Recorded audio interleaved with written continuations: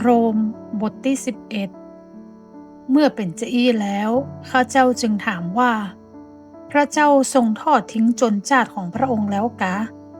ขอพระเจ้าบดียอมให้เป็นเช่นอันเลยข้าเจ้าเองก็เป็นชนชาติอิสราเอลเป็นเชื้อสายของอับราฮัม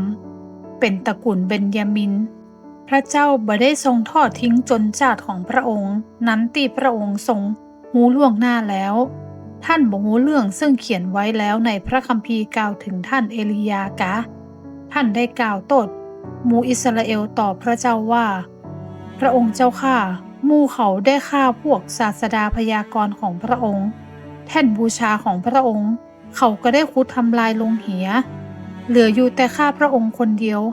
และเขาแสวงหาช่องทางที่จะประหารชีวิตของข้าพระองค์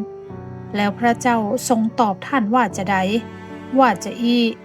เฮาได้เหลือคนไว้สำหรับเฮา7,000 คนซึ่งเป็นผู้ที่บ่ได้คุกเข่าลงต่อรูปพระบาอันเจนอันและบเดียวนี้ก็ยังมีพวกที่เหลืออยู่ตามที่ได้ทรงเลือกไว้โดยพระคุณแต่ถ้าเป็นทางพระคุณก็หาได้เป็นเพราะการกระทำไม่จะอันแล้วพระคุณก็ไม่ได้เป็นพระคุณแห่งต่อไปแต่ถ้าเป็นการกระทำก็หาได้เป็นเพราะทางพระคุณไม่จะอันแล้วการกระทำก็ไม่ได้เป็นการกระทำแห่งต่อไปถ้าเจนอันจะเป็นจะใดพวกอิสราเอลบ่ปะสิ่งที่เขาแสวงหาแต่คนที่พระเจ้าได้ทรงเลือกไว้นั้นเป็นผู้ปะและคนนอกนั้นก็มีใจแข็งกระด้างไปตามที่มีคำเขียนไว้แล้วว่าพระเจ้าได้ทรงประทานใจที่เสื่องซึมประทานตาที่พอบหัน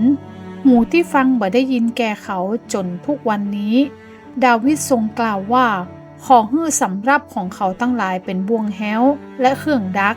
และเป็นสิ่งฮื้อสะดุดและเป็นสิ่งสนองเขาขอฮื้อตาของเขามืดไปเพื่อเขาจะได้มองบ่หันและฮื้อหลังของเขางอค่อมตลอดไปข้าเจ้าจึงถามว่าหมู่อิสราเอลสะดุดจนเต้าทีเดียวกะขอพระเจ้าบดียอมให้เป็นเช่นอันเลยแต่การที่เขาละเมิดนั้นเป็นเหตุให้ความรอดแพร่มาถึงหมู่ต่างชาติเพื่อจะได้พวกอิสราเอลมีใจมานะขึ้นแต่ถ้าหมู่ที่อิสราเอลละเมิดนั้นเป็นเหตุให้ทั้งโลกบริบูรณ์และถ้าการพ่ายแพ้ของเขาเป็นเหตุให้คนต่างชาติบริบูรณ์เขาจะยิ่งบริบูรณ์สักเท่าใดแต่ข้าเจ้ากล่าวว่าแก่พวกท่านที่เป็นคนต่างชาติย้อนข้าเจ้าเป็นอัครสาวกมายังพวกต่างชาติข้าเจ้าจึงยกย่องหน้าที่ของข้าเจ้าเพื่อด้วยวิธีใดก็ตามข้าเจ้าจะได้เร้าใจพี่น้องร่วมชาติของข้าเจ้าให้เขาเอาอย่างเพื่อให้เขารอดพ้องย้อนว่าถ้าการที่พี่น้องร่วมชาติของข้าเจ้าถูกพระเจ้าทรงทอดทิ้งเหียแล้วเป็นเหตุให้คนทั้งโลกกลับคืนดีกับพระองค์การที่พระองค์ทรงรับเขากลับไปขึ้นมานั้นแหมก็เป็นจะใดก็เป็นเหมือนกับว่าเขาได้ตายไปแล้วและกลับฟื้นขึ้นใหม่ย้อนถ้าแป้งก้อนแรกบริสุทธิ์ทั้งอ่างก็บริสุทธิ์ตัวและถ้าหากบริสุทธิ์กิ่งทั้งหมดก็บริสุทธิ์ตัวแต่ถ้าทรงหักกิ่งบางกิ่งออกเหี่ยแล้วและได้ทรงนำท่านผู้เป็นกิ่งบกอกป่ามาต่อกิ่งไว้แทนกิ่งเหล่านั้นเพื่อให้เข้าเป็นส่วนได้รับน้ำเลี้ยงจากหากต้นบกอกเทศท่านก็อย่าอวดดีต่อกิ่งเหล่านั้นแต่ถ้าท่านอวดดีใจว่าท่านได้เลี้ยงหากนั้นก็หาไม่แต่หากต่างหากเลี้ยงท่านจะแย้งว่ากิ่งเหล่านั้นได้ทรงหักออกเหี่ยแล้วก็เพื่อจะได้ต่อกิ่งข้าไว้ถูกแล้วเขาถูกหักออกก็ย้อนเพราะเขาบ่เชื่อแต่ที่ท่านอยู่ได้เพราะความเชื่อเต้าอันอย่าเย่อหยิ่งไปเลยแต่จงเกรงกลัวย้อนว่าถ้าพระเจ้าบ่ได้ทรงงดโทษกิ่งเหล่านั้นที่เป็นกิ่งเดิม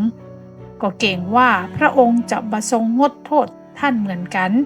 เหตุจะอันจงพิจารณาดูทั้งพระกรุณาและความเข้มงวดของพระเจ้ากับคนเหล่านั้นที่หลงผิดไปก็ทรงเข้มงวดแต่สำหรับท่านก็ทรงพระกรุณาถ้าท่านจะดำรงอยู่ในพระกรุณาของพระองค์นั้นต่อไปบาจะอันท่านจะถูกตัดออกเหี่ยตัวยส่วนเขาทั้งหลายตัวยถ้าเขาบ่ดำรงอยู่ในความบ่เชื่อสืบไป เขาก็จะได้รับการต่อกิ่งเข้าไปใหม่ย้อนว่าพระเจ้าทรงฤทธิ์ที่จะทรงให้เขาต่อกิ่งเข้าไปได้แหมย้อนว่าถ้าพระเจ้าทรงตัดท่านออกจากต้นบกอกป่าซึ่งเป็นต้นไม้ตามธรรมชาติและทรงนำมาต่อกิ่งกับต้นบกอกพันธุ์ดีซึ่งผิดธรรมชาติของมันแล้วการที่จะเอากิ่งเหล่านั้นซึ่งเป็นกิ่งเดิมมาต่อกิ่งเข้ากับต้นของมันเองก็จะง่ายยิ่งกว่านั้นสักเท่าใดเหตุจะอันพี่น้องทั้งหลายข้าเจ้าบ่อยากให้ท่านทั้งหลายเข่าในเรื่องความลึกลับนี้เกลือกว่าท่านจะอวดหูคือเรื่องที่บางคนในพวกอิสราเอลได้มีใจแข็งกระด้างไปจนพวกต่างชาติได้เข้ามาครบจำนวนและเมื่อเป็นจะอันหมู่อิสราเอลทั้งปวงก็จะได้รับความรอดตามที่มีเขียนไว้แล้วว่าพระผู้ช่วยให้รอดจะเสด็จมาจากเมืองซิโยนและจะทรงกำจัดอาธรรมให้สูญสิ้นไปจากยาโคบนี่แหละเป็นพันธสัญญาของเฮากับท่านทั้งหลายเมื่อเฮายกโทษบาปของเฮาในเรื่องข่าวประเสริฐนั้นเขาเหล่านั้นก็เป็นศัตรูเพื่อประโยชน์ของพวกท่านแต่ถ้าว่าตามที่ได้ทรงเลือกไว้เขาตั้งหลายก็เป็นที่ฮักเนื่องจากบรรพบุรุษของเขาย้อนว่าพระเจ้าบ่ได้ทรงกับพระทัยในการที่ได้ทรงฮื้อของประทานและทรงเรียกไว้ท่านทั้งหลายเมื่อก่อนบ่ได้เชื่อพระเจ้าแต่บัดเดี๋ยวนี้ได้รับพระกรุณาย้อนความบ่เชื่อของหมู่เขาเหล่านั้นฉันใดบัดเดี๋ยวนี้เขาเหล่านั้นก็บ่ได้เชื่อเพื่อว่าเขาจะได้รับพระกรุณาโดยพระกรุณาที่ได้ประทานแก่ท่านทั้งหลายฉันนั้นย้อนว่าพระเจ้าทรงปล่อยให้ผู้คนอยู่ในฐานะที่บ่เชื่อเพื่อพระองค์จะได้ทรงพระกรุณาแก่เขาทั้งหลายผู้คนโอ้พระปัญญาและความรอบรู้ของพระเจ้านั้นล้ำลึกสักเท่าใดคำตัดสินของพระองค์นั้นเหลือที่จะยังหูได้และตางของพระองค์ก็เหลือที่จะสืบเสาะได้ย้อนว่าไผ่เล่าหูจักพระทัยขององค์พระผู้เป็นเจ้า